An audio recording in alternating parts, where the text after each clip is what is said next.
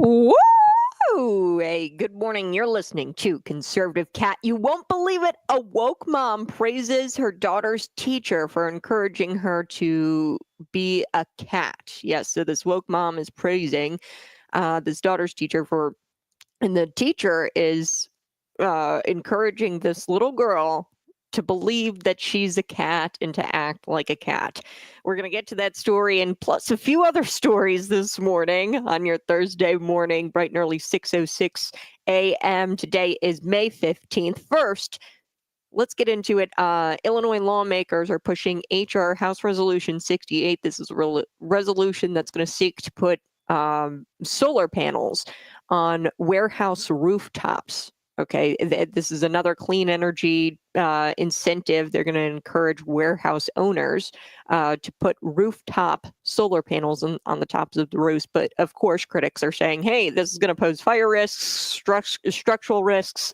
And to be frank with you, we need to probably start, and I'm going to get to ComEd raising the rates. So your energy bill is going to go up, come July. But these large-scale clean energy projects, it's destroying the state. And if we're not careful, we're going to wind up looking a lot like Spain. I'm going to get to this story. If we're going to do a large-scale adoption, and look, I like the solar panels on the rooftops better than farmland. I hate eating up precious Illinois farmland. But if without strict oversight, this could be deadly because these solar panels we know catch on fire, and I've got the proof.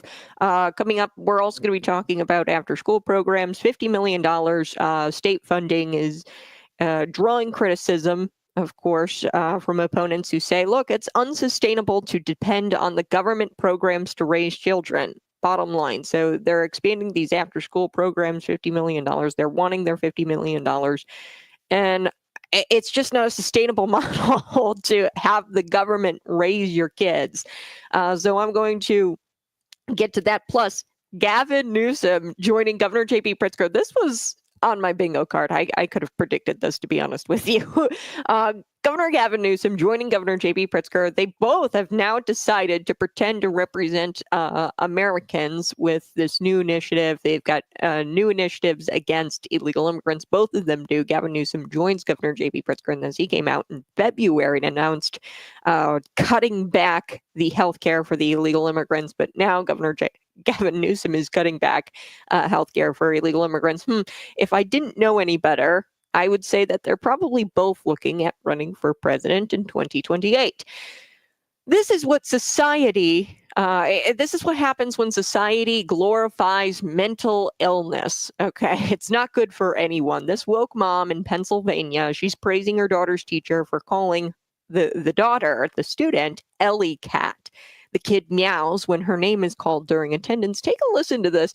She actually showed up to a school board meeting in Pennsylvania and started praising this teacher for affirming her daughter's belief that she's a cat. So I would like to recognize Miss Mansfield, especially, who is the best teacher my daughter has ever had. She lets her be as weird as she is, and she encourages it, and she enjoys it. And that is really meaningful to me and my family, because not having like a kid who's so she calls my daughter Ellie Cat because during attendance my daughter meows instead of saying here. And she doesn't make her feel bad about it. She just embraces it and she loves it. And that's really cool for me as a parent. And it's really cool for my daughter to feel seen in school. So I really appreciate that. And that's all I have to say. What? Stop with the madness. No. Oh, I can't. I truly can't decide if this is satire or not. I'm praying that it is. This is how insane culture has gotten, by the way. Firstly, can we leave the cats out of it? Okay. I want to leave cats out of the left's delusion. They didn't do anything wrong. They didn't ask for this. Secondly, I'm old enough to remember when I was in elementary school and you'd get in trouble for making a mockery out of attendance. Okay. So teachers, I remember they'd take attendance, and the boys, they would say like beer instead of here, or they'd make fart noises with their mouths, if they're taking attendance and everything. And the fact that you got somebody meowing and it's glorified and it's affirmed. When the boys would do that in my class, I'm old enough to remember, they used to take you down to the office. You used to write your name on the board, time out, leave the classroom. None of that happens anymore. Now we're glorifying it. And this mother said that the teacher does a great job of encouraging her daughter to role play as a cat, further glorifying this fake animal persona. And that all sorts. I can't even begin to talk about this. This is not beneficial for the student. Okay, this is not going to do anything beneficial for this kid.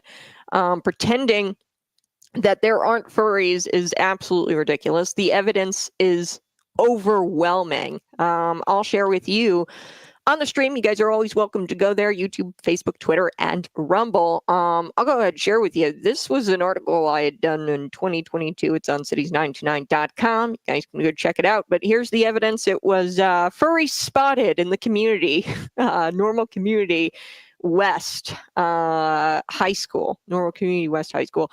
There were furries at the Bloomington High School as well. And I've got the pictures right there. They were in full-blown furry costumes. So the evidence is overwhelming here. And like I said, it's time to make schools sane again. It's unfathomable as to why school districts are encouraging this sort of behavior. Nonetheless, it happens because there's this national movement to affirm all feelings despite it not being factually correct. This girl is not a cat. It's factually incorrect, and they want to affirm these feelings despite it all being factually incorrect. And that said, despite the mother claiming that she, this makes her daughter feel good, this should not be tolerated in schools. And the sooner the left realizes that, the better off everyone is going to be, because the last thing we need is full-grown adults, because that's ultimately what's going to happen, truly believing that they are animals. Shame on this teacher, shame on this parent. They should be doing something that's good for this kid and telling her, well, no, you're not a cat, you're a human. All right, let's shift gears. I want to get to this story. HR 68. Illinois lawmakers are pushing this resolution urging warehouse owners to install rooftop solar panels and use clean energy incentives. But critics, of course, and by critics, I mean me. I'll critique this. I'll say it. It's going to cause fires, structural risks, large-scale adoption of solar panels on rooftops. There's got to be strict oversight if we're going to do this thing. And I really hope we don't. Just in 2023 alone. Now, there has been even more, grass fires. And I find this interesting. There's local media. I won't name names, but I could drop names if I wanted to. There's local media that cover these solar panel fires as recently as February of 2025. I think it was in Peoria. There was a grass fire underneath the solar panels, and it's just like, give me a break. You guys are so ridiculous. Like, you expect me to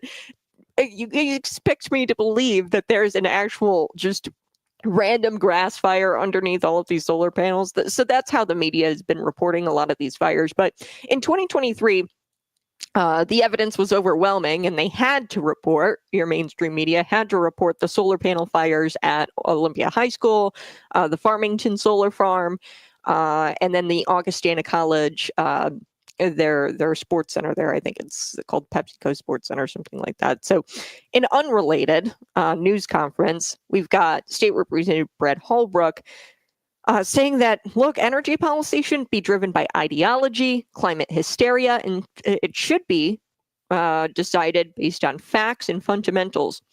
Now, Spain recently embraced extreme climate policy, and they had to shut down baseload generation too soon. This is what State Representative Brett Holbrook said in a news conference.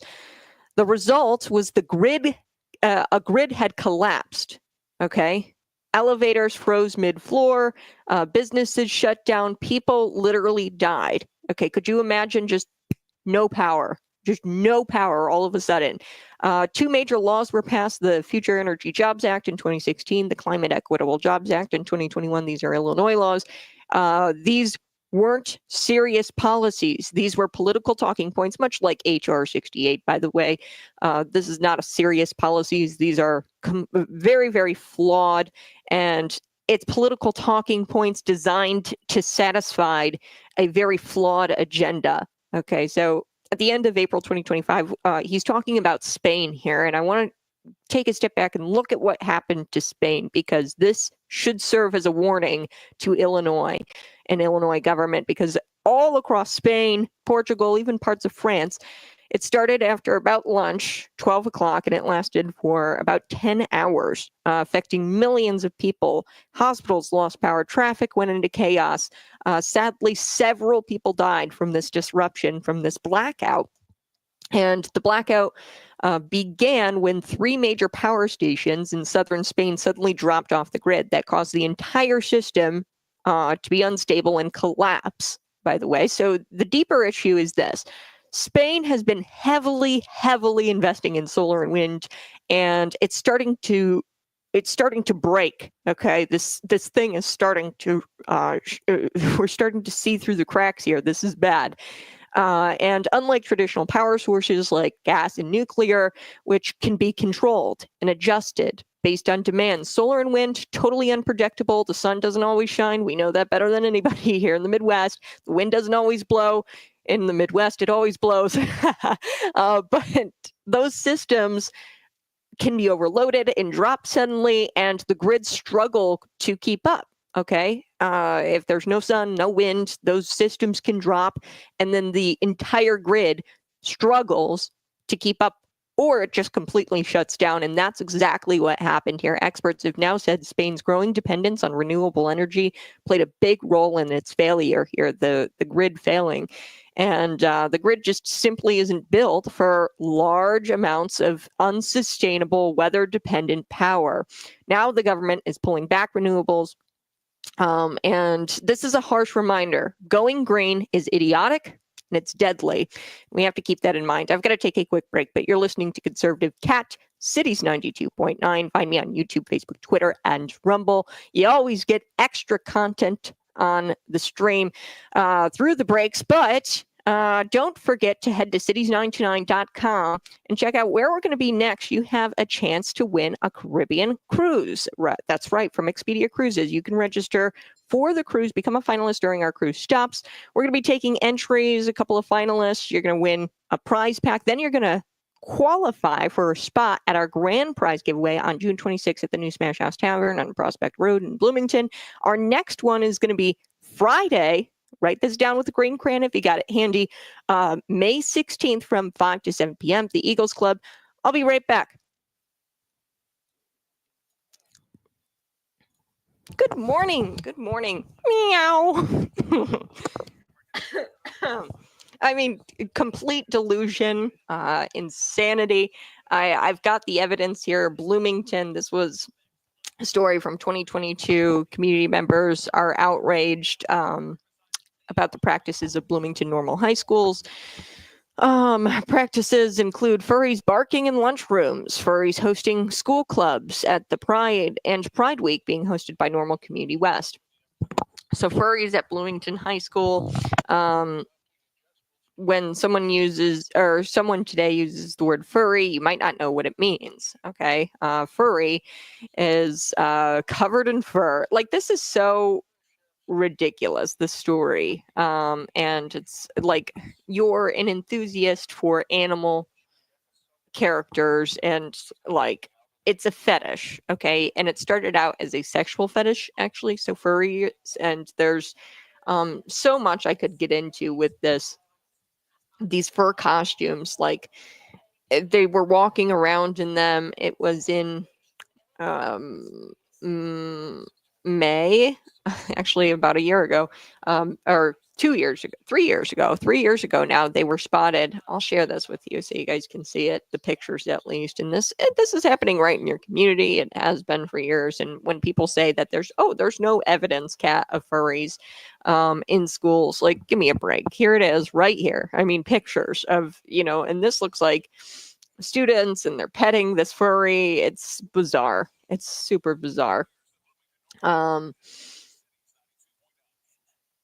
I want to set a so this is also cities reached out to both Courtney Marks, the assistant principal, and she said, I will come talk to you about this tomorrow. So this is what she said to a student. So a student said, hey, it's redacted. I want to set up a club for furries. Furries are people who dress up as characters, and it's like cosplay. Some furries do animation, some draw their characters. This is a way to people express themselves. And like, this is what they wanted to set up a furry club, the student. We received a photo back in 2022 of furries walking in the city park, providing evidence that there is a segment of the population who are furries, and I remember when the left said, oh, there's no such thing as furries in schools. Like, here it is. A student from normal community said usually furries are the most active during lunch hours. They'll put their tails on. There's a lot of kids in one lunch hour, lots of kids in 1 hour or one lunch hour, so it's pretty loud, and that's how they get away with it. The student said teachers' reactions are mostly confused. Handful of teachers, maybe 3 or 5, think that the kids are doing something good, so they're affirming this. So obviously, this furry thing is in your community, and that's my point here. Is I'm so sick of the left saying that this isn't a real thing. It's totally a real thing. There's so much overwhelming evidence. When we come back, we are going to get to Representative Chris Miller and Brad Holbrook. They're going to update you on the recent announcements from Ameren and ComEd regarding rate increases. This is obviously a result of bad policy. CEJA, FEJA, I've told you about these 2 laws that were passed. These are green energy scams, and they're destroying energy independence and raising utility bills in Illinois. So there's a video here of Chris Miller and Brett Halbrook, and then I want to get to the 11 Republicans and 2 Senate Republicans who voted for the Green New Scam. Okay, they're amongst them are both your current leaders of the Republican minorities. So State Representative Tony McCombie, a minority. The state House minority leader, and then John Curran, the state Senate minority leader. And this is what Tom DeVore had said on his social medias. Are you starting to get the picture here? There is a clear understanding in Illinois politics, which is if you want to be in the leadership role and collect that extra $10,025K a year, then you have to vote for these types of bills. A principled Republican, for the most part, does not have a shot in Illinois while Tony McCombie and John Curran are in charge.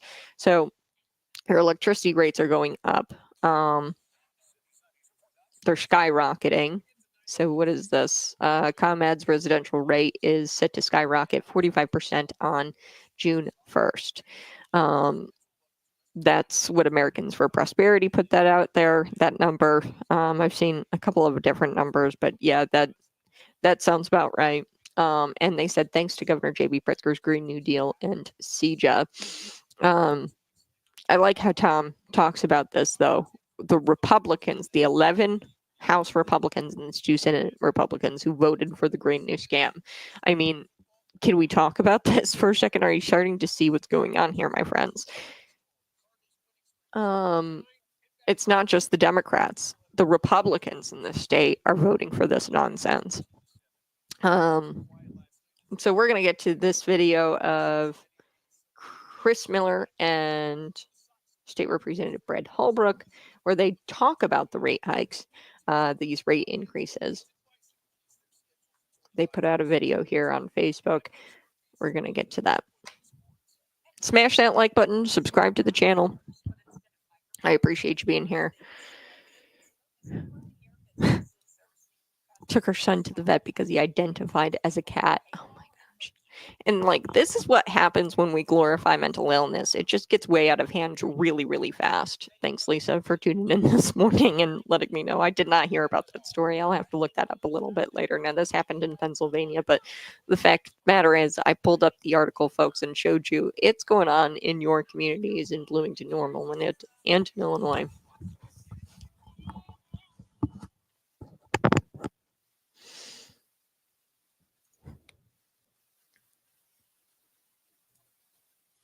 Whoa, whoa, whoa. Hey, you're listening to Conservative Cat on Cities 92.9, the News Talk Bloomington Normal. Before we took the break, I was telling you a little bit about Spain's dependence on this renewable energy and how this played a role in the failure of their power grid. Okay, the grid was just simply not built to handle such a large amount of unsustainable weather-dependent power. Okay, and now the Spain government is taking a step back. They're pulling back on renewables, and they're investing more on, gas, nuclear, these sources of power, traditional power sources that you can control. So Representative Chris Miller and State Representative Brad Holbrook, they're going to update you here real quick. I'm going to play it. They're going to update you on the rate increases Ameren and ComEd have announced. Okay. And really, these rate increases are a result of bad policy. So your rates are going to go up sometime in July. ComEd, Ameren, they're increasing their rates. And really, it was because of the green energy scam. And it's destroying energy independence and raising your utility bills here in Illinois. Take a listen. Here we go. Hi there, I'm State Representative Brad Holbrook. And I'm Chris Miller, State Representative for the 101st District. Hey guys, we're here to talk about the recent announcement from Ameren and ComEd. Ameren has announced an 18 to 22% rate increase for the summer months of June to September, and ComEd has announced rate increases for the next 12 months. Chris, this is all a result of really bad failed public policy. We had FEJA in 2016 and CEJA in 2021. What have we seen as a result of that?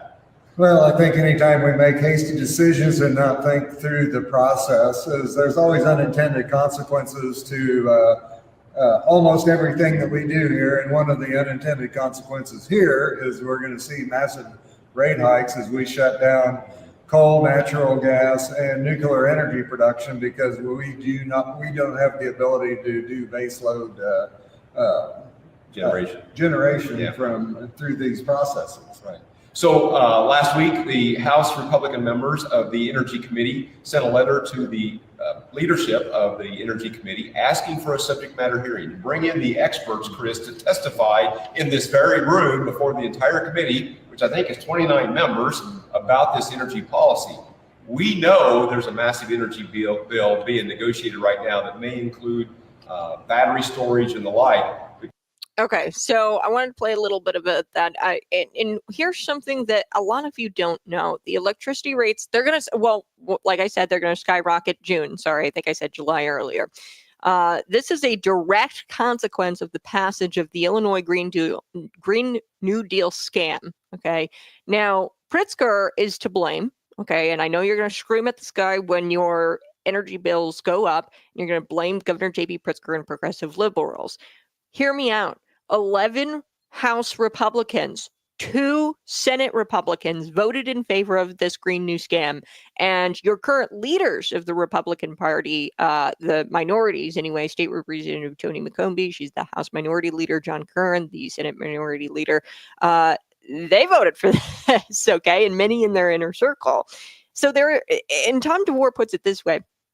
He says, quote, "There is a clear understanding in Illinois Republican politics, which is if you want to be in this leadership role and collect an extra $10K or $25K a year, you got to vote for these types of bills. So if you want some sort of a committee leadership role, if you want to remain in your leadership role and get that extra $10K a year, then you've got to vote for these types of bills. And principal Republicans, for the most part, they don't have a shot, Brad Holbrook's, Chris Miller here, they don't have a shot of getting anything done when McCombie, Curran, and when these 11 other House Republicans and these 2 state Senate Republicans voted for this thing. All right, I got to take a quick break. We're going to come back. I do want to get to a few other things this morning. One thing I'm going to get to is Governor Gavin Newsom abandoning this his signature policy here to provide free health care for illegal immigrants. Now, Governor J.B. Pritzker also did this, and if I didn't know any better, I would say that this is a scam to portray themselves, both Governor J.B. Pritzker and Newsom, as moderate in an effort to win over voters in the next presidential election. But I do know better, and I guess I won't say that. All right, I'll be right back. You're listening to Conservative Cat Cities 92.9.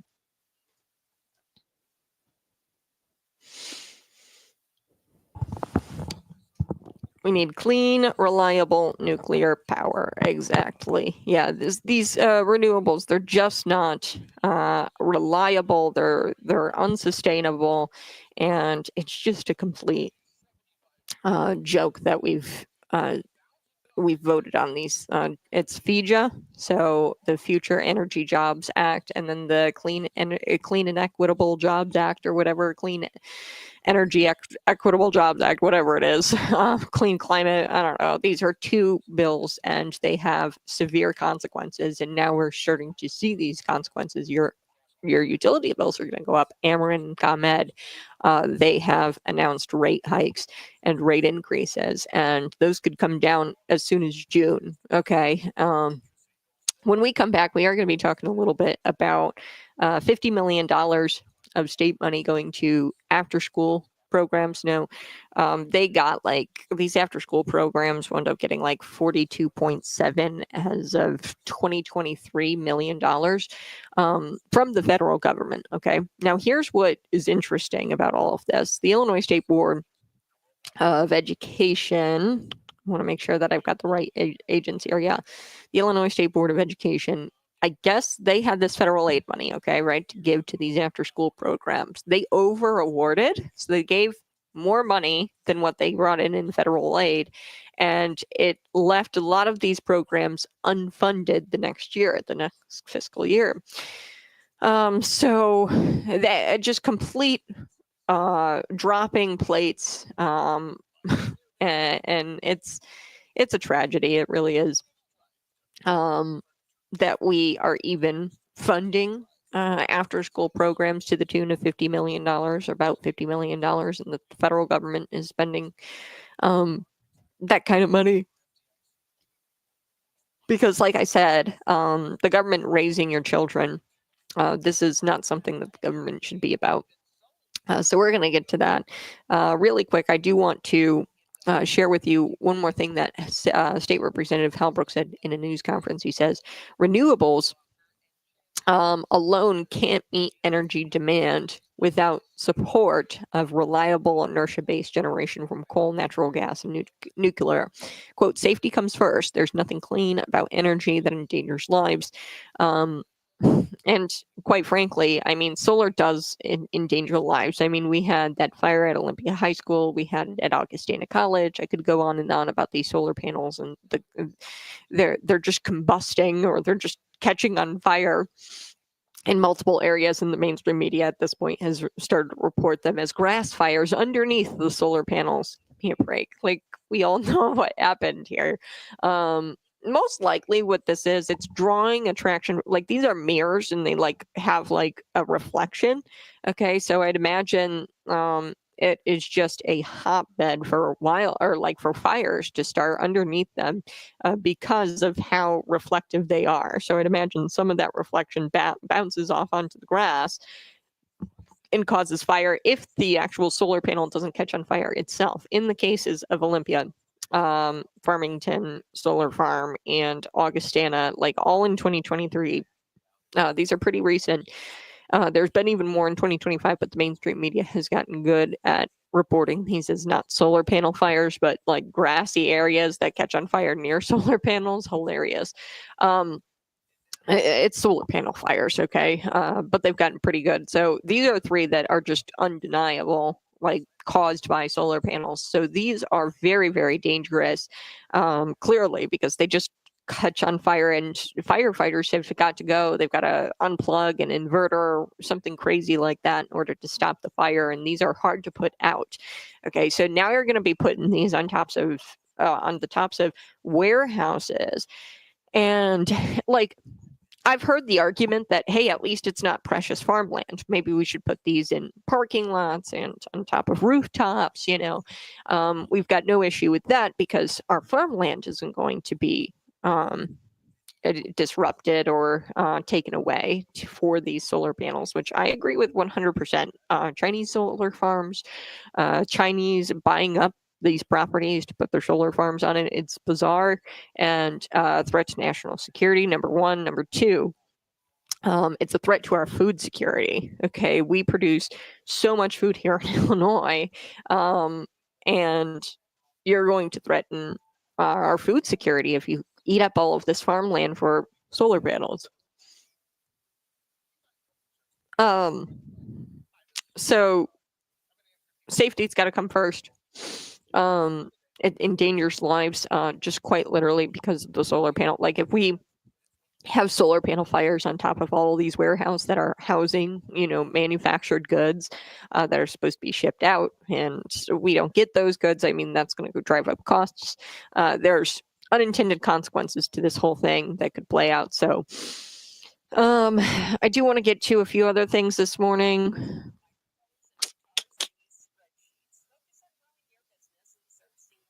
Governor Gavin Newsom, we'll get to him. There is also a clothing brand that has launched a new ad demanding Nike answer for supporting 1,900 trans men stealing from actual female athletes, titles, positions, things like that. So there's this new clothing brand that launched an ad. It's called XXXY, I think, XXXY Athletics. And they're being very critical of Nike supporting 1,900 trans men. We're going to be right back with that story as well. Smash that like button.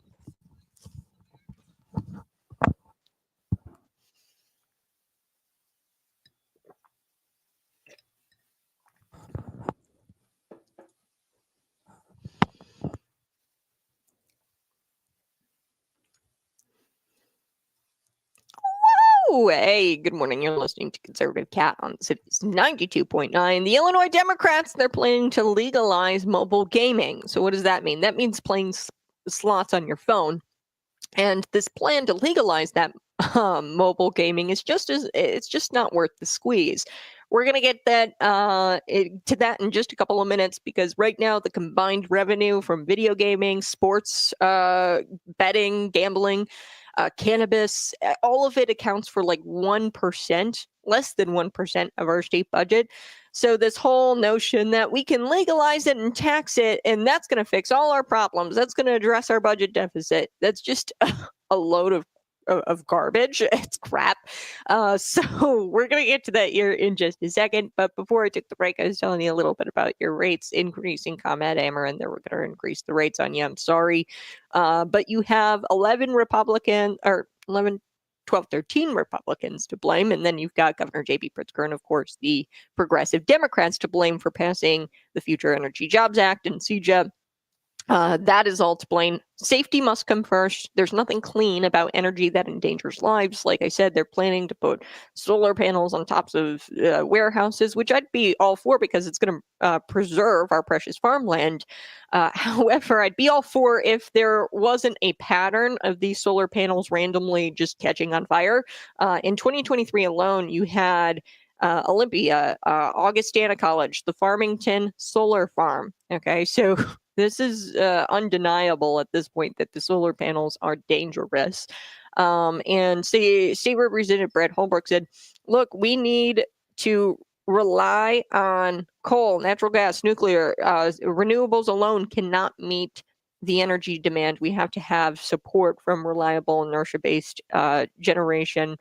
Inertia-based generation from coal, nuclear, and natural gas. So I'm done with the virtue signaling energy policies. I'm done with it because there's real life consequences, and now you're going to be paying more come June 1st.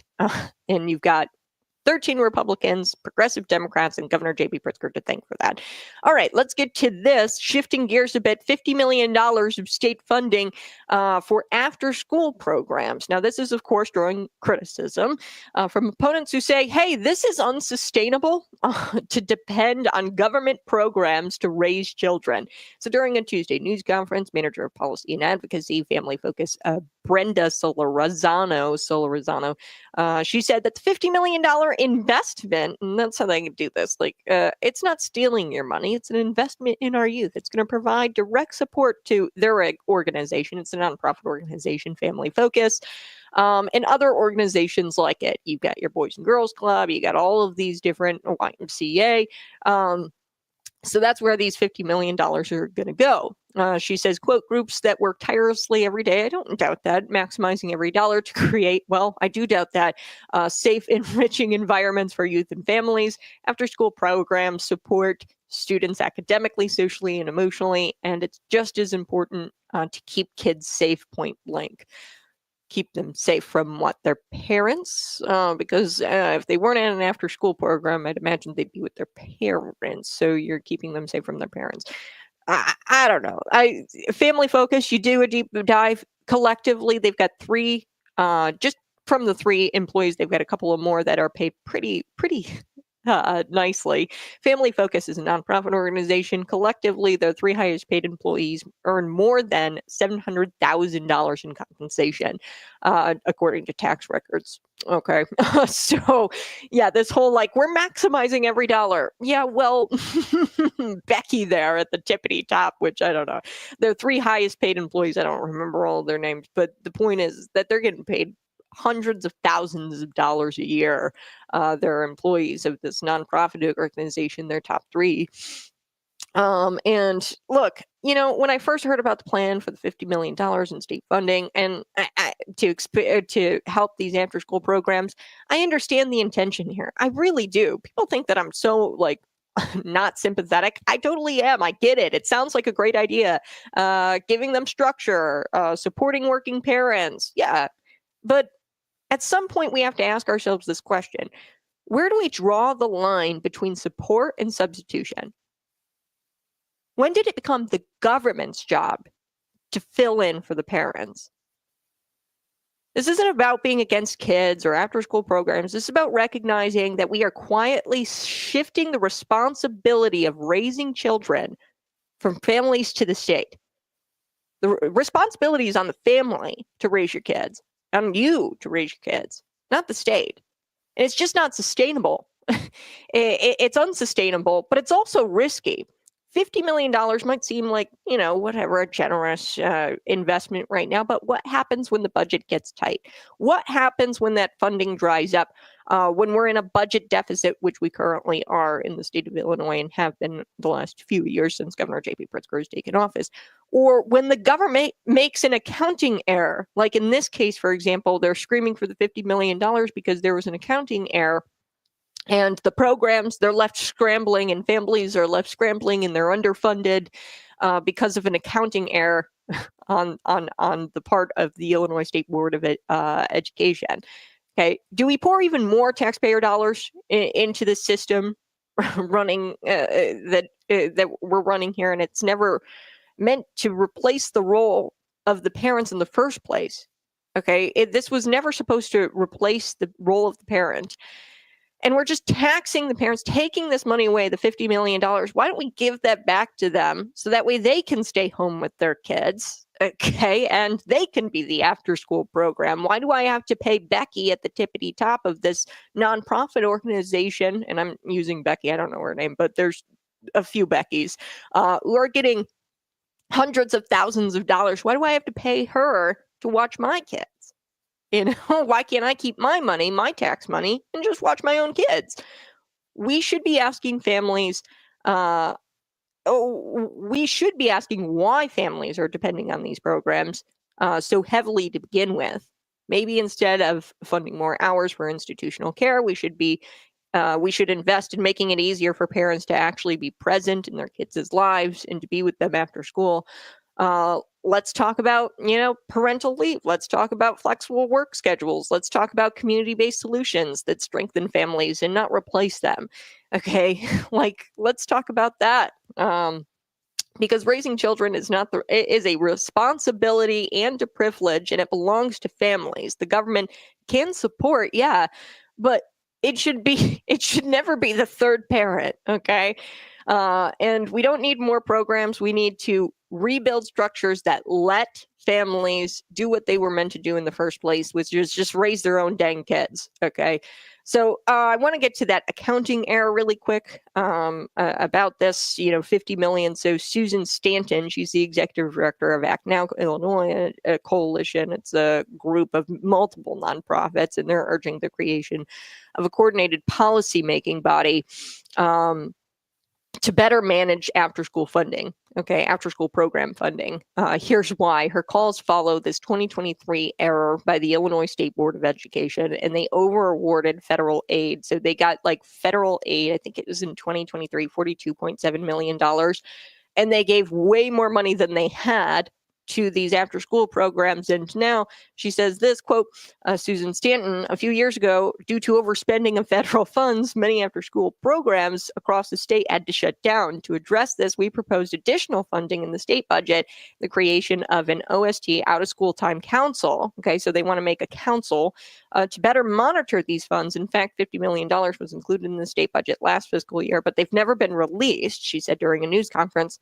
It will ensure this council cross-agency collaboration, streamline funding, and build a long-term vision for statewide OST infrastructure, out-of-school time infrastructure. So, look, the creation of another state board, we don't need it, or state council, an agency, we don't need it. It's not going to fix anything because guess what? We had an agency that's in charge of that already. It's the Illinois State Board of Education, and they failed to do its job. I think that the answer probably is less of this, because the more of it you got, the more they're going to screw up. Okay, so this board, the OST board or council or whatever it is, they're going to screw up. Why? Because that's what the government is best at. All right, I got to take a quick break, but we are going to get to Governor Gavin Newsom. Like I said, he's abandoning his signature policy to provide free health care for illegal immigrants. Why? Probably because he's going to run for 2028. Now he's the next presidential election. I'm not going to say that because I know better. If I didn't know any better, I'd say that this is a scam to try to portray himself as moderate in an effort to, of course, swing voters to his side in the 2028 election. So we're going to get to that here in just a second. But you're listening to Conservative Cat Cities 92.9. I'll be right back.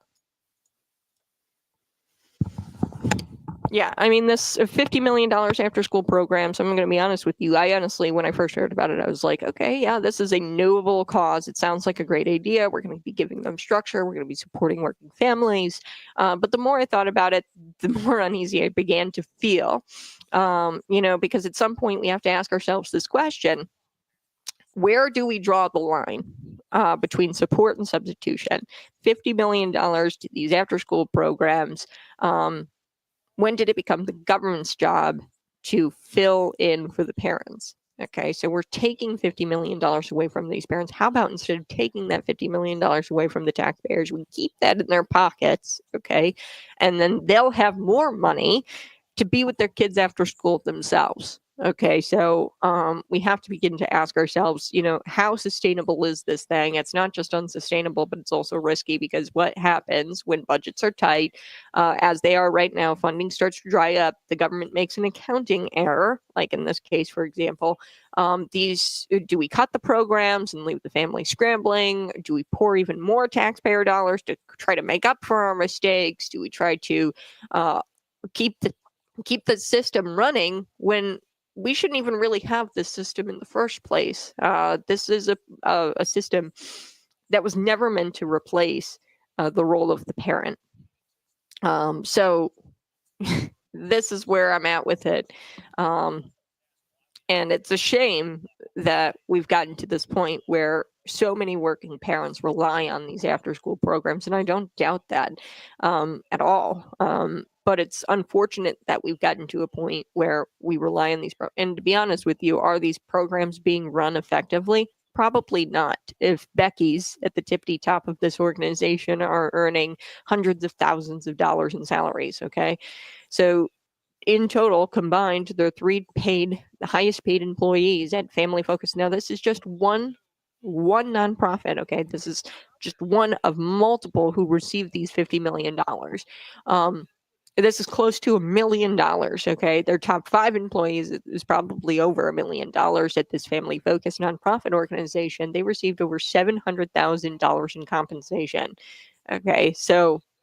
And I understand that's not all taxpayer dollars. It's part of that. It might be private donations or other types of compensation. But I mean, come on, folks.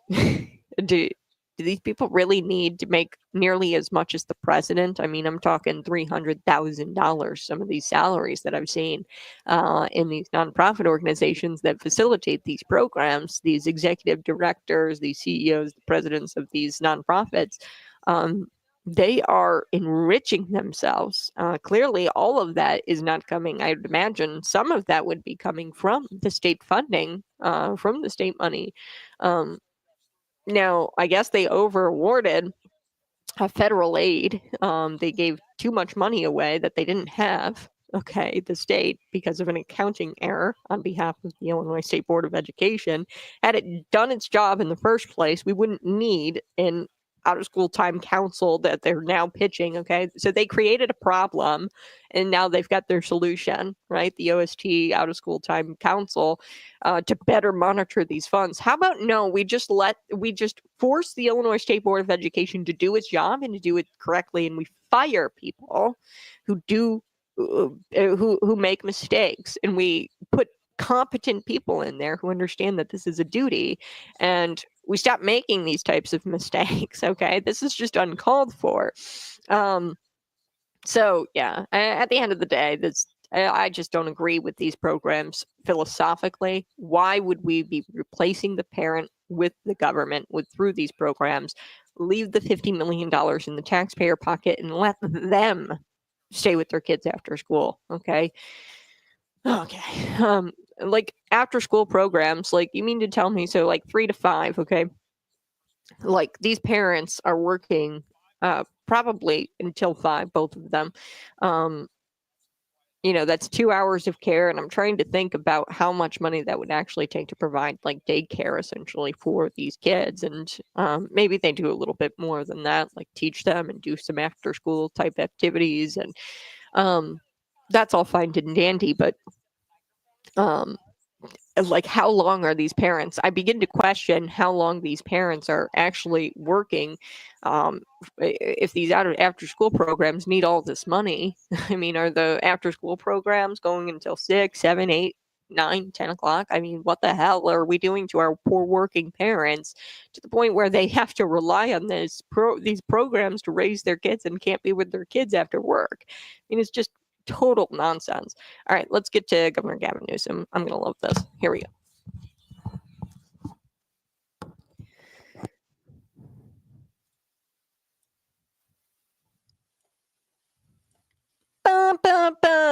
Good morning. You're listening to Conservative Cat Cities 92.9. Okay, so Medi-Cal, this is like the state Medicaid for California. At least 1 in 3 children born on Medi-Cal has an undocumented mother. Okay, so this has been going on for a decade.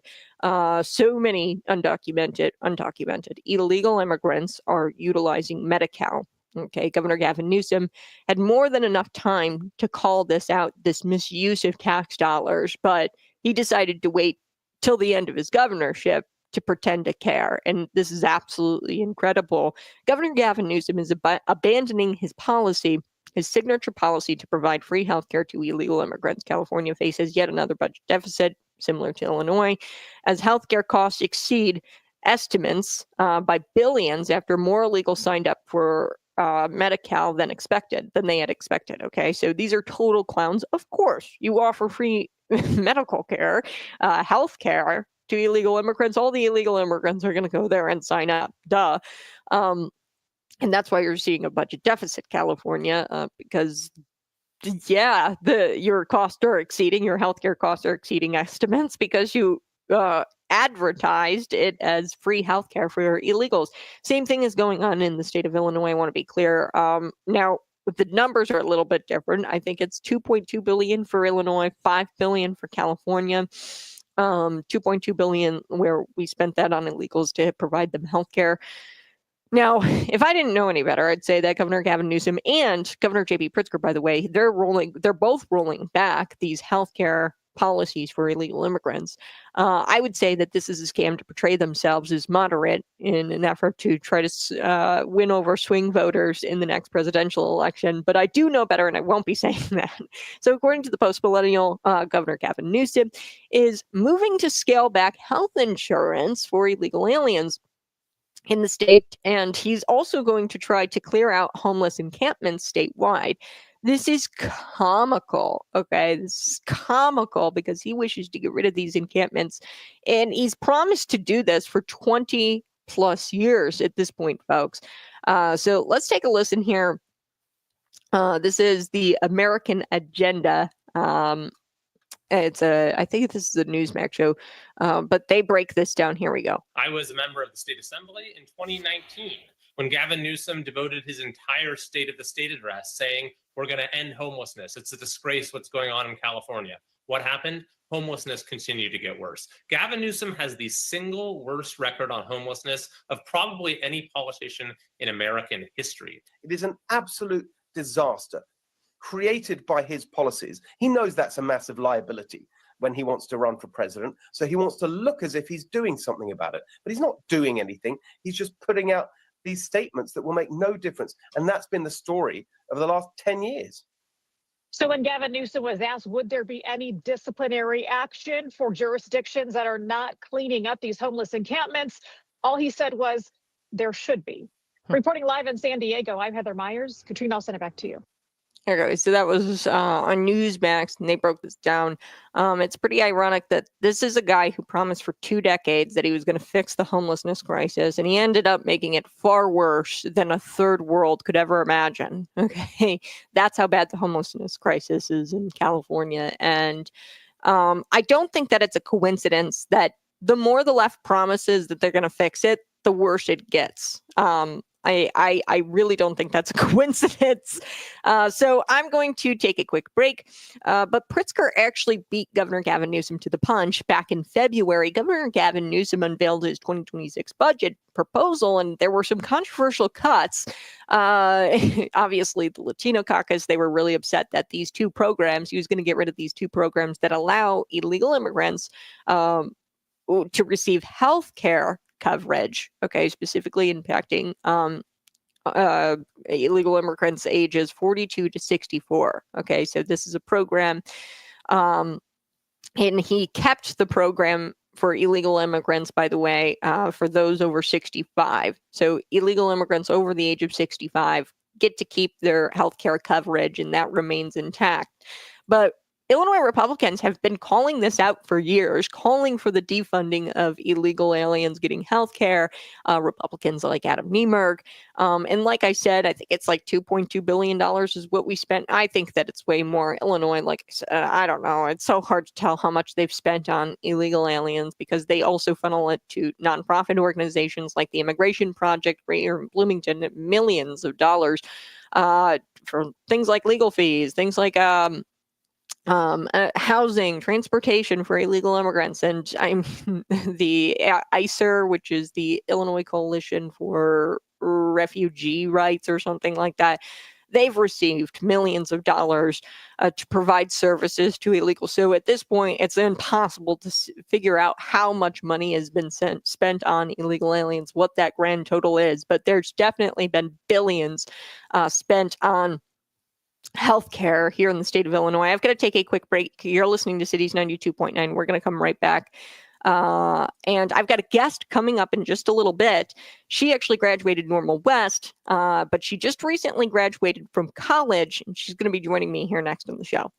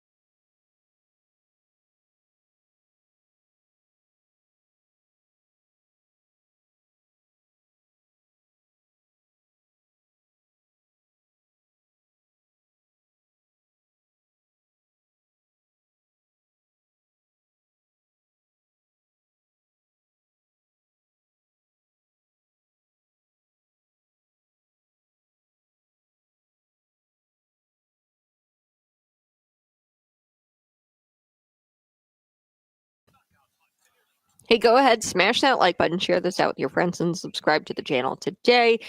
We are going to be talking about this new clothing line, or this new clothing brand. They launched an ad demanding that Nike answer for supporting 1,900 trans men stealing stealing from actual female athletes. So you've got these men who are pretending to be women, stealing titles, stealing positions, stealing championships away from women. In this clothing brand, they launched this new ad, and I think that it's absolutely amazing. It's called XXXY Athletics, and they posted this new ad targeting Nike, emphasizing that over 1,900 females have been displaced by males in women's sports. And we're going to talk about this here coming up in just a little bit, but I do want to also talk about Governor Gavin Newsom still. We've got this clip from State Representative Adam Niemer, who has been calling for the defunding of illegal criminals or illegal aliens and sometimes criminals. And they are criminals. They illegally enter the country through a port of entry that is not deemed by the United States government as a legal port of entry. Okay, they come in from all corners of the country. And they've been demanding for quite some time that we pull the health care benefits away from migrants. So per the New York Times, Newsom is set to call for the freezing of Medi-Cal enrollments for illegal immigrant adults in a budget presentation, which would take place as soon as January. Okay, so this cut would take place as soon as January of 2026. He also reportedly is seeking to charge those who remain in the state, so legal citizens, to charge them $100 per month for the Medicaid. Okay, the Medi-Cal for the state version of Medicaid, $100 per month starting in 2027. So Newsom estimated that these moves would save $5.4 billion by fiscal year 2028, 2029. This comes as the state is facing a budget deficit in 2025, obviously, because this is just unsustainable. You gave a ton of people healthcare, and you weren't expecting, I guess, or what did you expect? Of course, the illegal immigrants were going to come and take advantage of the free healthcare that they were going to get in your state, right? So this comes as the state faces budget deficit in 2025. He's partially blamed the budget woes on a $16 billion drop in tax revenue from the trade turbulence experienced under Trump. This is so funny. No, you're the ass, the jerk here, Governor Gavin Newsom. You.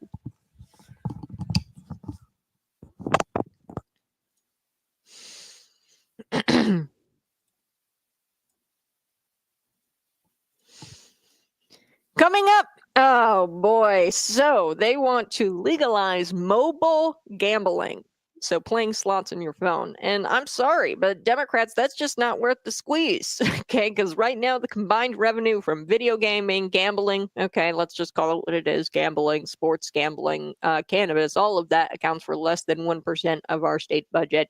And think about all that. Dispensaries, gas stations, slot machines, right? All of it. Non-stop sports betting ads, all of it together accounts for little more than a rounding error on our budget while taking a real unpaid toll on society. Like, this is a big toll on society. Like, I don't even think I need to tell you that. The studies are coming out now. Cannabis is addictive. The cannabis is causing people to be unmotivated, depression, all of that. I mean, the studies are there now. And we predicted this, people who didn't want to legalize it, because we knew the toll it was going to take on society. We know the toll it's going to take on society, the video gambling, the gambling, the sports gambling, all of it.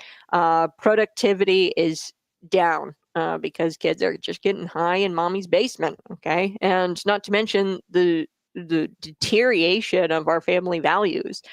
You're putting dispensaries, cannabis, your slot machines over family, and you become addicted, and you're losing sight of your family and the things that actually matter. So the majority party is going to say, legalize it so we can tax it. And that's going to fix all of our problems. But guess what? The revenue is so small and it's not going to fix the budget deficits that Illinois faces. All of our problems still remain, shockingly, after legalizing all of it, right? And now they're talking about legalizing prostitution, which is just wild. Legalize it so we can tax it. Yeah. If something should be legal, then they've got to have a debate about it. Okay, let's weigh the costs, the benefits, and the toll on society that legalizing things are going to take. I'm open to legalizing and deregulating certain things, raw milk, for instance, but legalizing something just to scrape together maybe a few extra bucks, that's not policy, that's desperation, and that's trying to force things that aren't good for families here in the state of Illinois. I'm sorry, it's trying to force people to really, it's like shoving it down their throats, all these gaming and dispensaries and slot machine, like on every corner. I couldn't even throw a rock. And it's so sad. The other day I was, out walking the dog last night, and I saw so many little shooter. This has nothing to do, like shooter fireball things, and like so many like of these, and they're littered all around my community, and it's like, man, how many alcoholics live here? And it's just so sad, the deterioration of society, and we're accepting the deterioration of society just so we can tax it a little bit and get pennies for it. All right, I do want to get to Governor Gavin Newsom. Before we took a break, I was telling you a little bit about Republicans like State Representative Adam Beamer, because they, of course, have been calling for the defunding of illegal alien health care for quite some time. This is the reason why Illinois is in a budget deficit, similar to that of California. Like I said, Governor Gavin Newsom is now pulling back, and this is according to the New York Times. He's set to call for a freezing of Medi-Cal, so that's the state's version of Medicaid, Medi-Cal enrollment for illegal immigrant adults, okay, in the budget presentation, okay? So he called for this, and this is not shocking because he's trying to make himself appear as a moderate, by the way, so that way in 2028 he gets some of his swing voters, okay? But reportedly, he's also seeking to charge those who remain in the state, so the legal citizenry, $100 per month starting in 2027. Okay, so of course, cutting Medi-Cal for illegal immigrants could start as soon as 2026. And then in California, they're in 2027 looking to charge people, the citizens, $100 per month to use Medicaid there. So Newsom estimated that these moves could save $5.4 billion by fiscal year 2028-29. This comes as state, obviously, their state, our state, same thing, like literally the same thing, just a little bit like less, because we spent, I think it was like close to 3 billion, 2.2 billion, something like that on healthcare for illegal immigrants. This is insanity. Should be a scam. This is a huge scandal. $5 billion to cover the cost for illegal aliens to get healthcare. This is misusing taxpayer dollars, obviously. But Newsom, he partially blamed the budget woes not on the healthcare, but on the $16 billion drop in revenue, which I just don't believe, tax revenue from the trade turbulence experienced under the Trump administration. Newsom has referred to these impacts as a Trump slump. Okay, so the fact that they're giving illegal aliens health care to begin with, and especially to the tune of $5 billion, so Americans are going into medical debt. Okay, they've got bills, but the foreign nationals, they get their costs covered by the state to the tune of $5 billion. This is a scandal, okay, and it shouldn't be forgotten if this hair gel governor decides to run for president, okay, and I hope the Californians understand this. And if I were Newsom's campaign manager, yeah, I'd be telling him to do exactly what he's doing right now, because this is making him appear as if he's moderate, and it goes without saying this is totally disingenuous, because all of a sudden he's doing these initiatives. Like, this is disingenuous. He's had decades to fix this. Americans in his state, Californians in his state, Governor J.B. Pritzker did the exact same thing, by the way, in February of this year. he cut the health care for 42 to 64, those illegal aliens, but he kept the health care coverage for 65 and older illegal aliens. Okay, that remains intact. But, you know, we have suffered under Governor J.B. Pritzker as Illinoisans. Californians have suffered under Governor Gavin Newsom. And, you know, I hope that the swing voters see this for what it is. And like I said, California, Illinois, these are poster children of how to destroy a country. Just look at Illinois and California. You want to destroy a country? Look at what Governor Gavin Newsom, or destroy a state. Look at what Governor Gavin Newsom and Governor J.B. Pritzker have done. The last thing we need are politicians pretending to care, and I'm getting pretty sick and tired of it. Let's take a listen quickly to Adam Niemerg, and then I want to shift gears. I want to get to a couple more stories coming up. I do want to get to the clothing brand launching this ad, and they're demanding Nike respond and answer to supporting 1,900 trans men stealing from actual female athletes, by the way, stealing titles, competitions, championships. We're going to get to that, but here's Adam Niemerg. He's been calling for the defunding of this illegal alien healthcare here in the state of Illinois for, I don't know, 3 years, 2 years, 4 years. I mean, since the beginning of time. Take a look. In the chamber here today, and happened to see President Trump's cabinet meeting yesterday, and he was asked, maybe everybody should start watching President Trump's cabinet meetings. He was asked by a reporter, can you guarantee Medicare, Medicaid, and Social Security will not be touched? President Trump, I have said many times that you shouldn't even ask me that question. He said no. But when we have a line item in here, things to talk about line item budgets, and you're $2.2 billion. $2.2 billion. You're 286% higher on your cost estimates for illegal immigrant health care. You know, other folks throughout the state of Illinois, they have deductibles, they have cost sharing, it comes out of their own pocket. Then on Tuesday, the governor sends a letter to President Trump saying, you guys need to unfreeze the $1.88 billion in federal funding. Well, I'm sure President Trump would be very happy to talk about federal funding to the state of Illinois if you stop paying for illegal immigrant health care. And this $2.2 billion doesn't even talk about the cost for housing, transportation. That's something I'll be asking the Auditor General about. Who's paying for this? Where are these contracts coming from? Who's making money on this? Because it surely isn't the citizens of the state of Illinois. So stop paying for illegal health care benefits. Stop paying for illegals. Start putting Illinois citizens first. And I am sure President Trump would be happy to work with you. Thank you. All right. So 2.2 billion over. I've got to look up that number of what was totally spent on these programs. Like I said, there's two programs in Illinois. One is for illegal immigrants 42 to 64. The other one is for illegal immigrants 65 and older. We kept one intact, but Governor J.B. Pritzker announced in February that he was going to cut the one for 42 to 64. So it's 2.2 billion over. So I wonder what the exact number is. I got to check into that number. But point is, California, they spent 5.4 billion on illegals, their healthcare in total. That's a scandal.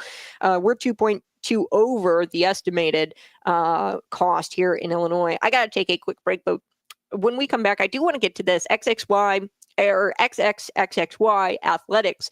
They posted a new ad targeting Nike. Now, of course, this company would rather be politically correct than morally and factual correct, Nike, and that is why they support all of these trans men with Nike deals and sponsorships and all of that. Now, this new clothing brand has an answer, or they're demanding an answer from Nike about these trans men stealing titles away from female athletes. And I'm going to get to that clip. Plus, a little bit later, we are going to be talking with Jasmine Jordan. I'm so excited. So she is a Normal West alum. She recently graduated from University in Iowa. And we're going to be talking with her because she has made some huge moves at that university as a member of YAF, Young Americans for Freedom. So we're going to get to her in just a little bit. You're listening to Conservative Cat Cities 92.9, the news and talk of Bloomington Normal. Hey, go ahead, smash that like button, share this out with your friends. We're going to be back in just a few moments. Subscribe to the channel today. We're going to bring on Jasmine in just a little bit.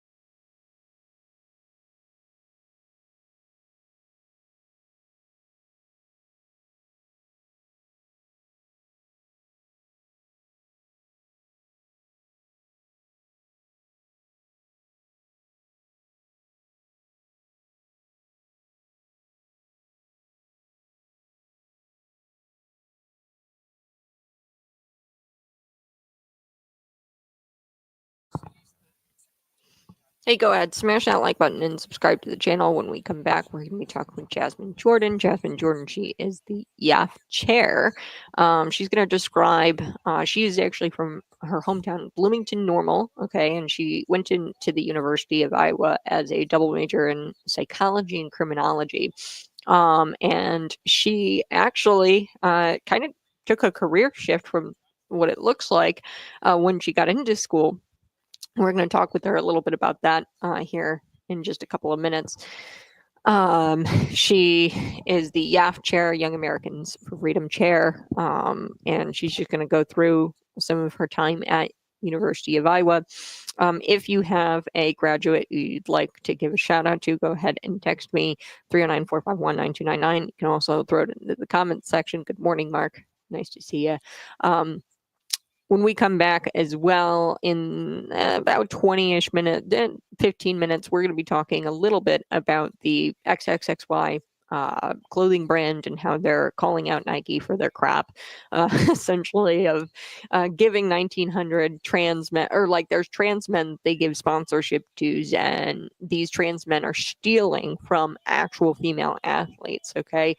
And this company would do anything to be politically correct rather than morally and factually correct. So I'm going to be right back. You're listening to Conservative Cat for our radio friends, and then we're bringing on Jasmine right now.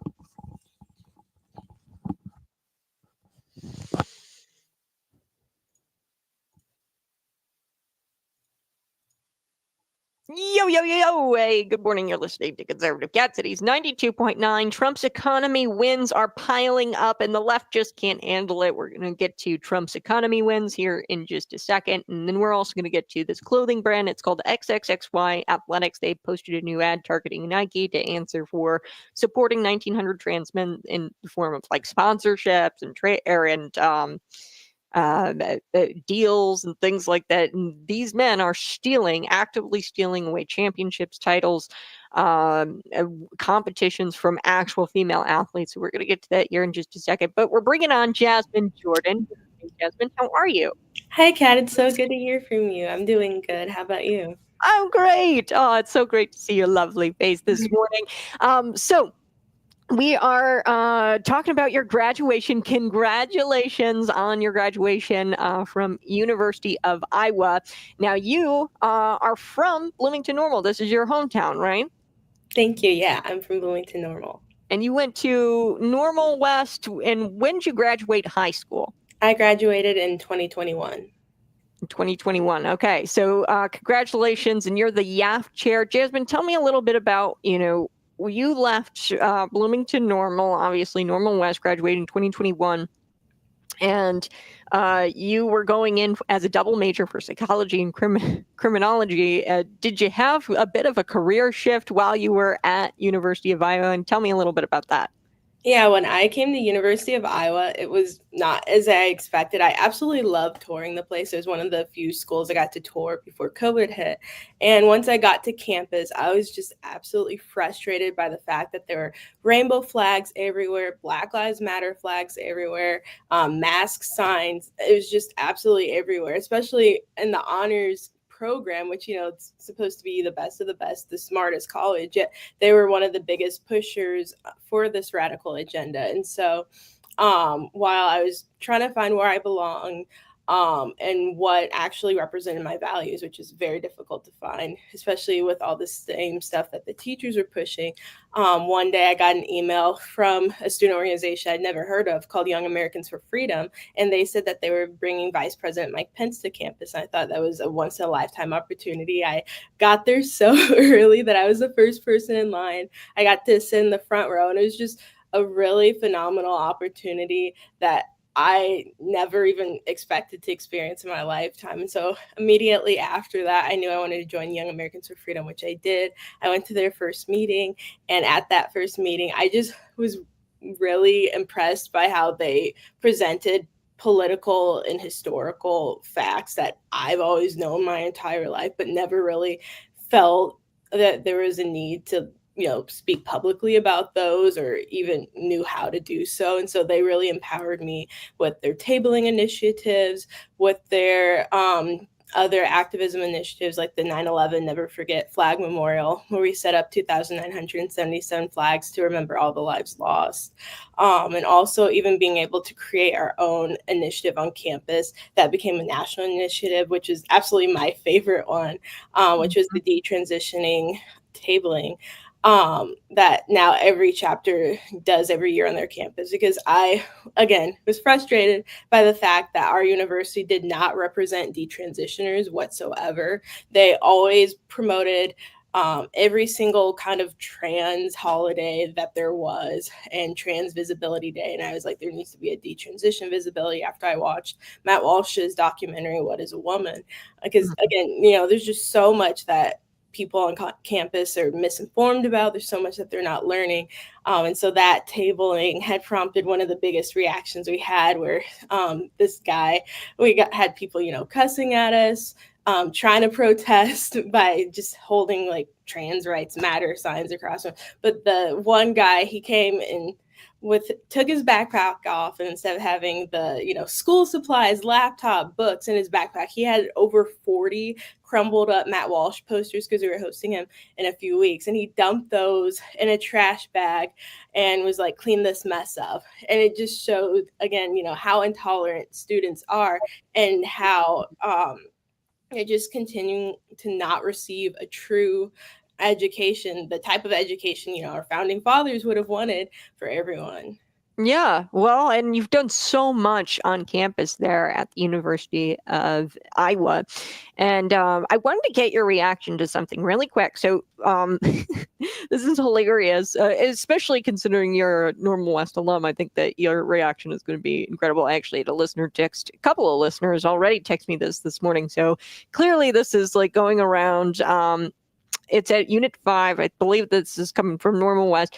Last year, or 3 years ago, I covered this Pride Spirit Week. Now, I don't know, you graduated in 21 if they did these when you were in school, but here's what the Pride Spirit Week, the days of dress up. So May 12th, you have to dress to impress. May 13th, tie-dye day. But here's where it gets crazy. May 14th, dress like a queer icon.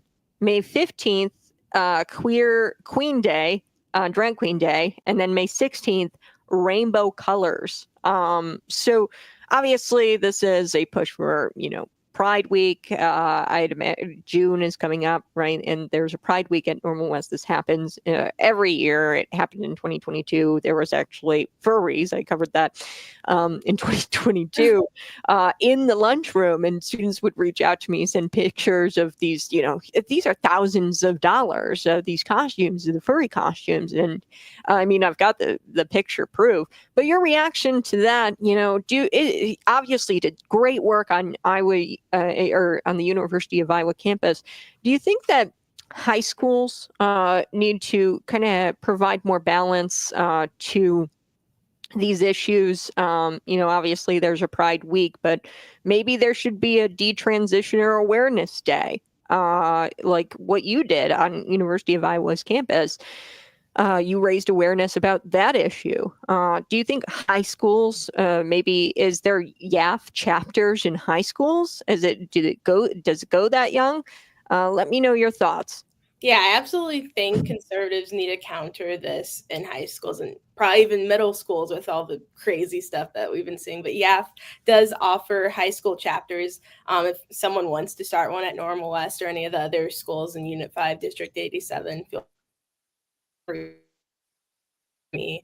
I think it's just so disturbing how people who are young, their minds are getting shaped so early on with stuff that they don't even understand, which can obviously lead to the mutilations that are irreversible and so hard to recover from.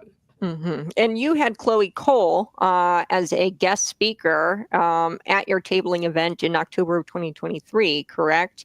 And she's obviously made a huge national impact for detransitioners. These are people who identify as transgender. They begin the medical treatment to transition, and then, of course, they decide to change course on that medical transition.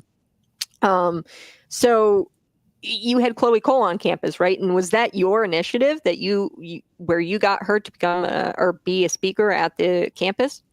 So the timing was so perfect. We had hosted Matt Walsh in 2023, and then looking who we were going to host in the fall. And then YAF said that she had just accepted to be a national YAF speaker. And I was like, oh my gosh, that just aligns with what we just saw and how no one wants to hear from detransitioners or really even understands it. And so we got to be the first YAF chapter to host her. Now many chapters have hosted her. And so with that, again, lots of craziness. We had a sign promoting her that was ran over a few times, like very purposely. There were tire marks, and then it was stolen, and the police couldn't recover the sign.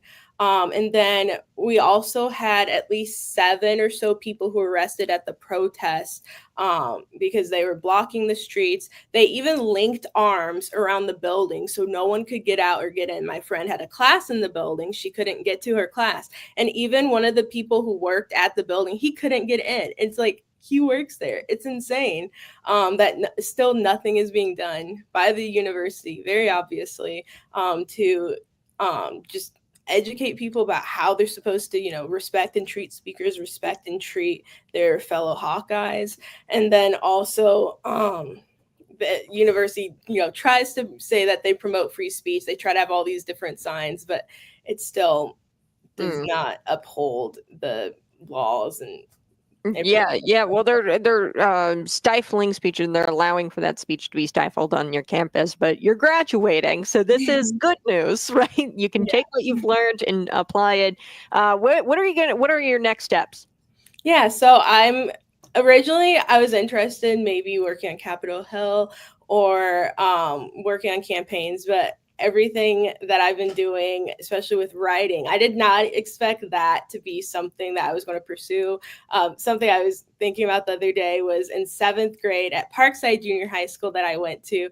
I was awarded at the end of the year Aspiring Author, that award for my teachers. So that has led me to decide to pursue journalism with all the involvement in the writing programs at Iowa, and then also my classes. And also even some of the fellowships I've done this year to stand up for pro-Israel initiatives, especially because we've had a lot of issues with that on and off campus. Recently, I had went to a Palestine Children's Story Hour that was promoted by the Iowa City Public Library, where they were very clearly painting Israel as the enemy, saying that they were genocidal, colonial occupiers, which they obviously are not.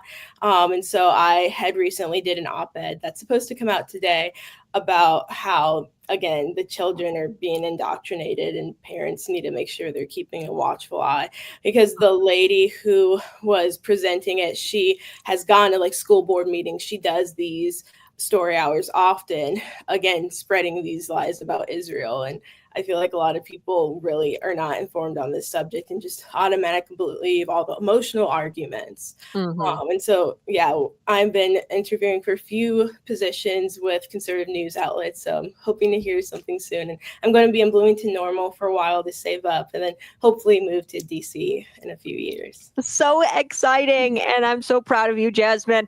And real quick, we got to take a quick break, but I'm so looking forward to that op-ed. We're going to share that on Cities 99, our Facebook page. So be sure to send that to me once it's published. And any message for our Normal West, our kids who are graduating this year from high school, being that you're an alum, do you have a message for them?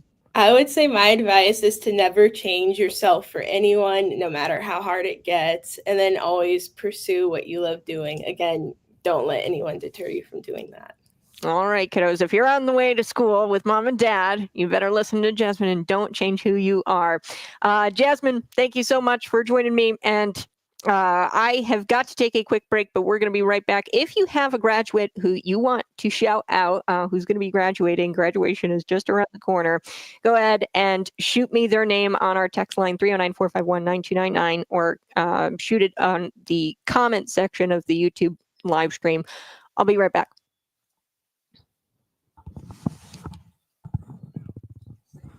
Oh, I mean, that was just so heartwarming. And it just goes to show you that, despite even all of this indoctrination that Jasmine had probably gone through in high school, the indoctrination that she had faced getting onto University of Iowa's campus, despite all that, she came out the other end of it, and she didn't compromise who she was and her values. She didn't change who she was. And that is just such an inspiring story. Now she's going to try to be a right-leaning journalist in DC.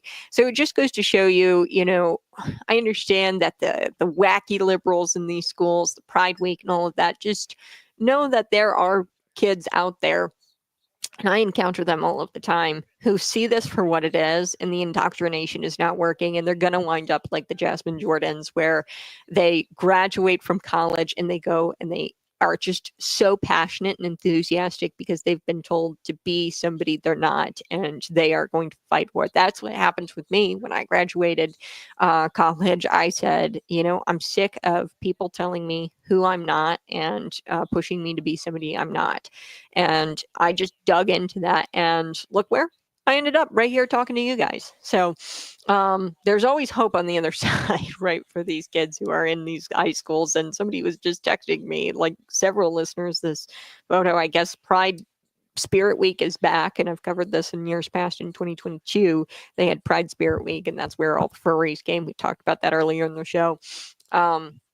But this is their pride, and I'm just going to show it to you, the picture on my phone here. Like, it's a whiteboard that somebody had sent me.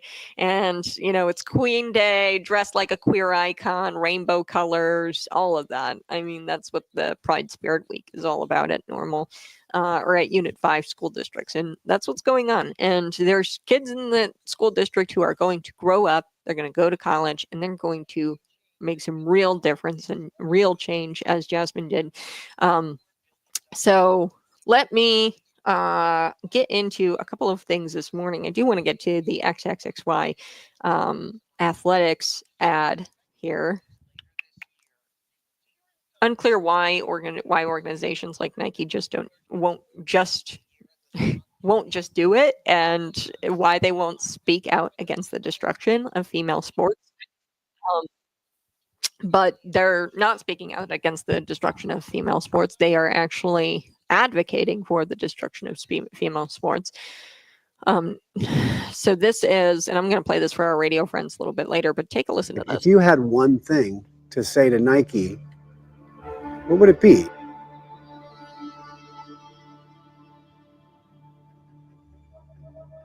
If I had a chance to talk to Nike, my message to Nike would be women's sports aren't just a marketing tool. Think about your daughters. It's a huge brand. You should stand for truth and integrity. Think about the next generation. You're saying that you're supporting women, but you're not actually doing anything. As a female athlete, my message to Nike would be, why is this issue not talked about? Nike is ignoring the real issue. This is real women, real careers, and real dreams on the line. I had dreams of playing in college, but those were all taken away from me by a man. You are using us when it's convenient for you, but in private, you're not doing anything about it. If we let men and boys continue to invade women's sports, we'll be erased. If I had a chance to talk to Nike, I would tell them to just do it. That's your slogan, isn't it, Nike? Just do it. And when I say it, I mean the right thing, and that's defending women and biological reality. Wow. So that was a very powerful ad. We will play it for our radio friends in case you missed the bottom half of it. Live program. Sorry, sneezed. Yeah, they'll do anything that it takes to be, politically correct or factually correct and morally correct. And this is something that shouldn't be controversial. This is like the least controversial thing in the world. Many more American corporations, however, would rather affirm lies and slash women's rights, proving how cowardly these people are. And they are cowardly in the face of leftist bullies. Okay, that's why they're cowards. It's because of the leftist bullies, but they need to stand up and just do the right thing. How many more girls have to have their title stolen? How many more girls have to quit women's sports for them to do the compassionate thing and the right thing, Nike, and not provide sponsorships to, I think even Dylan Mulvaney might have had a Nike sponsorship. Let me look at this.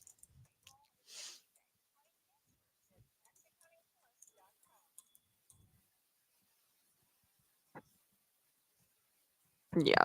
So they, Nike decided to have him be an influencer, and he was prancing around in a Nike sports bra, Dylan Mulvaney. I mean, what the hell? Like, what a slap in the face to women everywhere.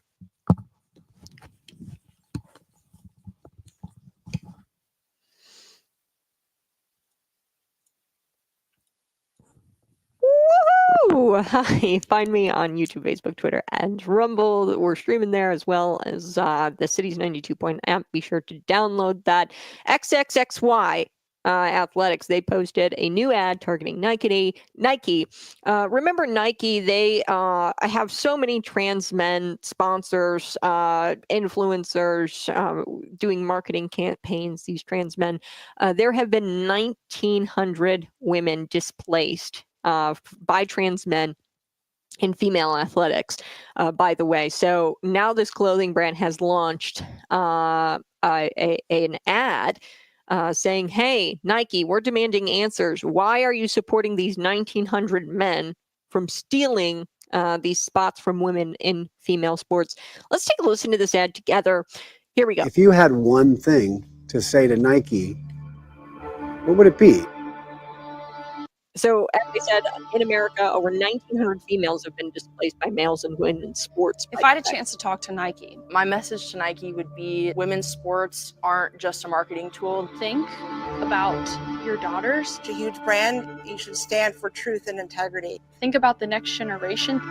You're saying that you're supporting women, but you're not actually doing anything.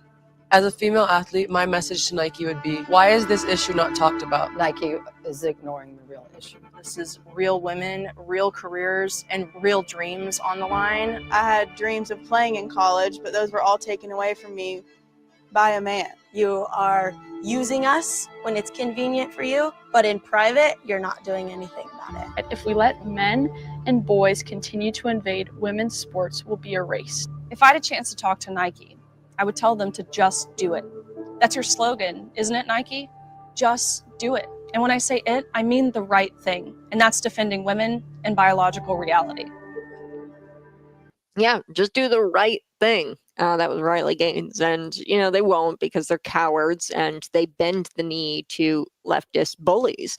How many more girls have to have their titles stolen from them until they realize that this is not the compassionate thing to do? How many more people have to get injured? In that ad, you saw this volleyball player. She was actually quite literally partially paralyzed because of a volleyball getting smacked into her face by a trans man. So their athletic careers, her athletic career specifically, is ruined forever because of a man being in female sports.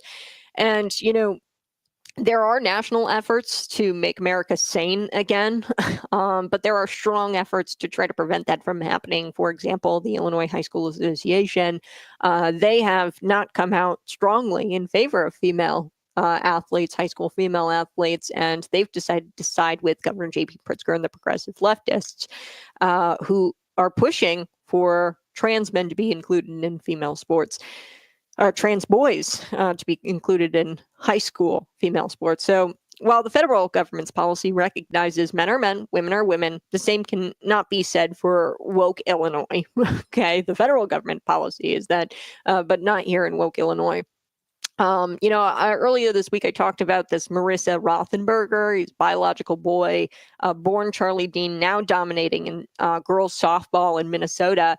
And his mom changed his birth certificate really early on in life. And this isn't progress, folks. This is erasing. And nobody, I think it's like 12% batting average or something that women have against this guy. So they're not hitting his pitches, and they won't, and their careers are being ruined because they can't win against a man because of his long arms and this advantage, this biological advantage this boy has. So the fact that the leftists will do everything in their power to defend this nonsense, they actually are uplifting this invisible patriarchy that they seem to be so against, right?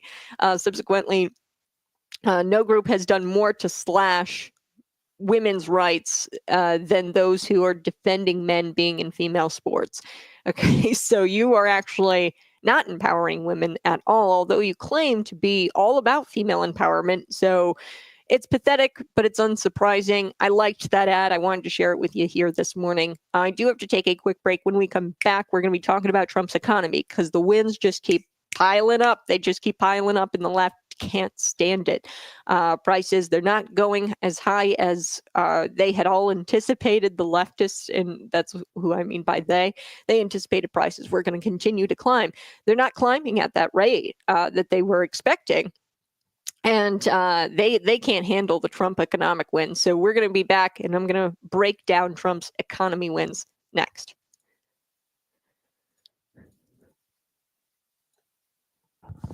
Who's paying these universities to promote the woke agenda?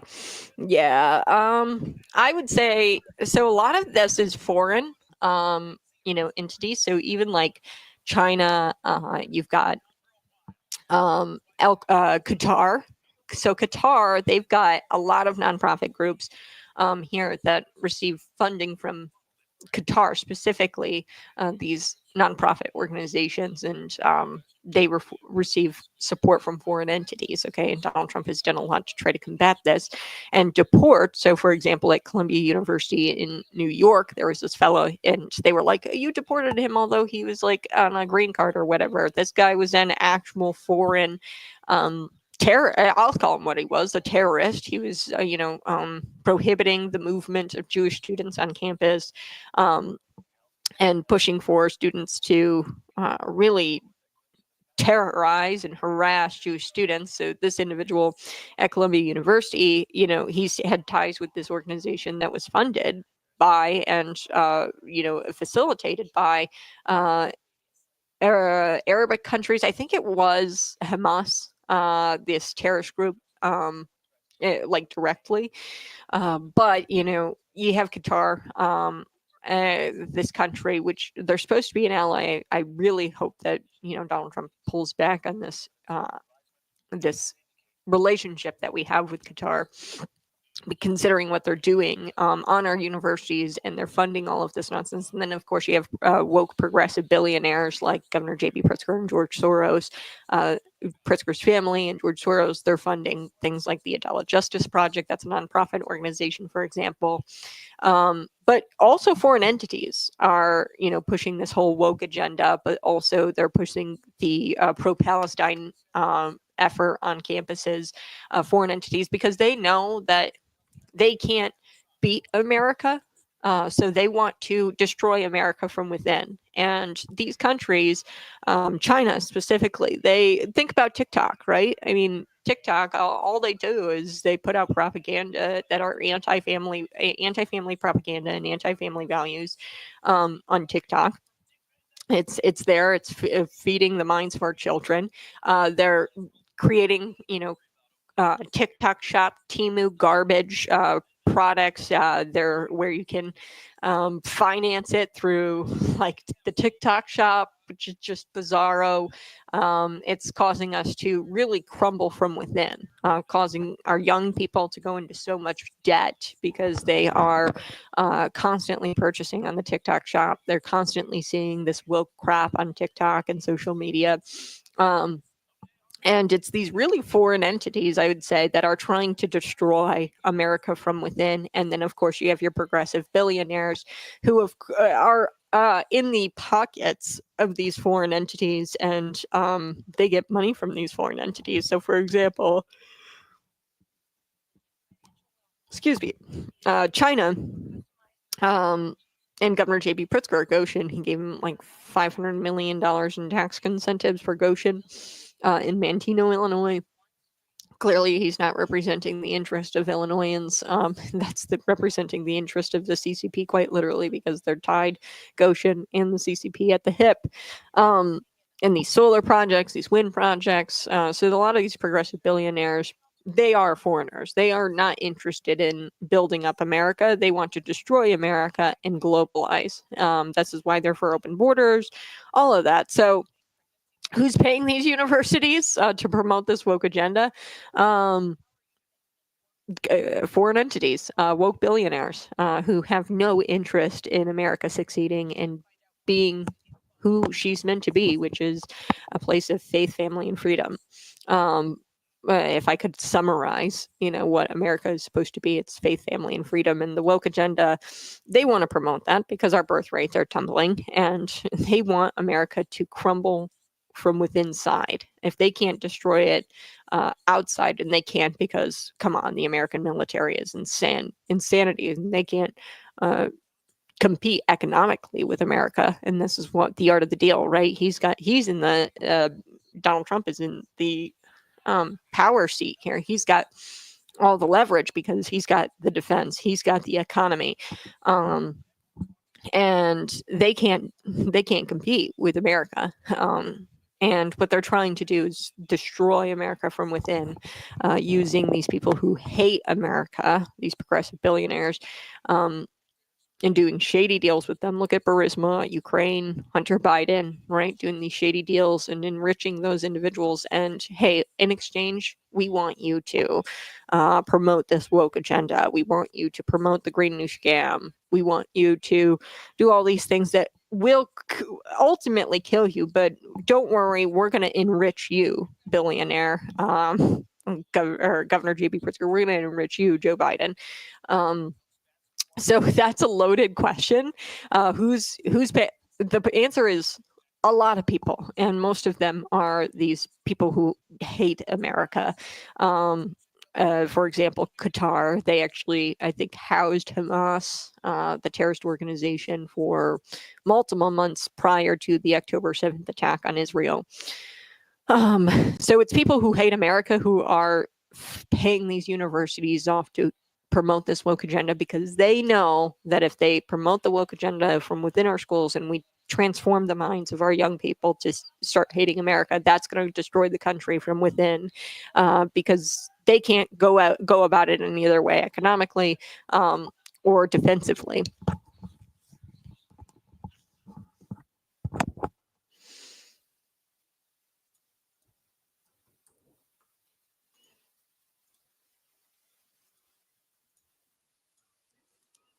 Wow. Hey, good morning. I so do appreciate you tuning in this morning. We're close to the end of the show, but before we go, I do want to tell you about Trump's economy, and the wins just keep piling up, and the left is starting to scream at the sky.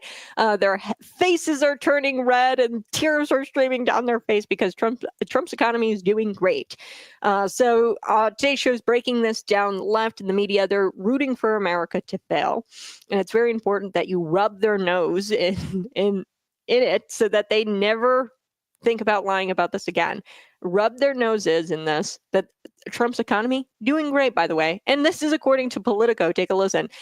Prices climbed in an unexpectedly slow pace last month. Okay, this is Politico saying this, okay, offering a boost to President Donald Trump, whose aggressive trade policies have sparked fears of a resurgence in inflation. People have been screaming this at the sky: inflation, and prices are going to soar. Shelves are going to be not stocked. The Labor Department on Tuesday reported that prices rose at an annual rate of 2.3%, the smallest increase since early 2021, while price growth in so-called core sectors of the economy, which include volatile food and energy costs, remained elevated at 2.8%.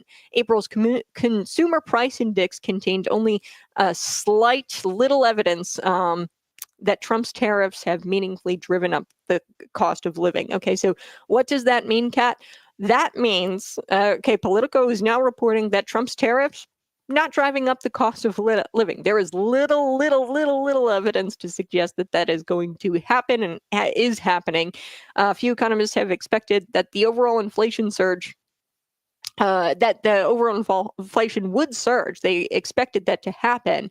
There was broad anticipation that Trump's policies and levies on Chinese imports, steel, aluminum, and certain Canadian and Mexico prices would have caused prices for apparel, electronics, and other consumer goods to spike.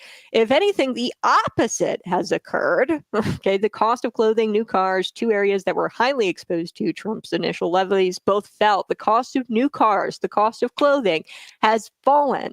Okay, so this is extraordinary. Remember Chuck Schumer when he came out? He was like, the avocados are going to go up. The Modelos are going to go up. You see this Modelo here? It's going to go up in price. Yeah, it didn't happen. Okay, so clothing, new cars, those were expected to increase the cost, and they actually fell. So President Donald Trump has brought in at least $7 trillion. Let me repeat that number: $7 trillion in foreign investments. According to the White House, American industry has spurred just trillions of dollars of investments in U.S. manufacturing, production, and innovation, and the list just continues to grow. The markets have recovered. According to CNN, egg prices fell 12.7% last month. Okay, that is the biggest monthly decline since 1984. The Bureau of Labor Statistics had reported this yesterday. No, 2 days ago. They reported it 2 days ago, and they continue to fall. Okay, so this is incredible. And the USDA reported last week that a dozen of large white shell eggs are now $3.30 on average. That is down 69 cents from the week before. Okay, so that's incredible. It's pretty clear that the leftists have been rooting for America to fail and rub their nose in it because we are not failing. We are winning. These are major economic wins, and they want to stoke fear. Okay, and their predictions, if they were right, it'd be horrible for you. They want to see America fail. That's why they're predicting this. But guess what? The markets have bounced back. There are huge wins here. The costs are not going up. And if anything, and Politico had reported this, if anything, they're all going down, especially the cost of clothing and new cars. All right. That's Trump's wins. Go ahead and find cities99.com. Type it in your search bar. Nominate a farmer today. We're doing Feed the Farmers, and that's, of course, brought to you by Corn Belt Energy, the good guys at Barker Chevy, Compure Financial, Linco Precision. Nominate a farmer at our website. We will deliver freaky fast Jimmy John sandwiches to them while they're working out in their fields. Also, while you're at cities929.com, there's a spot for you to pay tribute to a hero. That's right, a hero tribute. So we invite you to pay tribute to someone who served our country. Share your love, gratitude, and remembrance of those who truly deserve it. Okay, so commemorate them with on-air mentions throughout Memorial Day weekend. You can do that. Click on the Memorial Day Tribute campaign. It's right there on the front page of our website. You can't miss it. I love you so much. Thanks for joining the program, and catch the show tomorrow morning, bright and early, 6 a.m. Bye-bye.